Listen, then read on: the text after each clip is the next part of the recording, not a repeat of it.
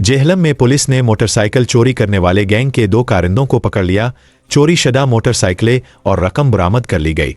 जेहलम में थाना काला गुजरा पुलिस ने बड़ी कार्रवाई करते हुए मोटरसाइकिल चोरी में मुलव्वस गैंग के 2 अहम अरकान कैसर इकबाल उर्फ कैसरू और मुलजिम इमरान को गिरफ्तार कर लिया।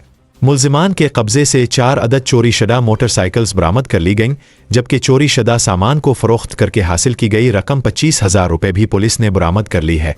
पुलिस का कहना है कि बरामद की गई मोटरसाइकिलें और नकद रकम की मजमूई मालियत तकरीबन 2,45,000 रुपये है। थाना काला गुजरा पुलिस की ये कार्रवाई न सिर्फ एक अहम पेशरफ्त है, बल्कि इलाके में बढ़ती हुई मोटरसाइकिल चोरी की वारदातों के खिलाफ एक बड़ा कदम भी है।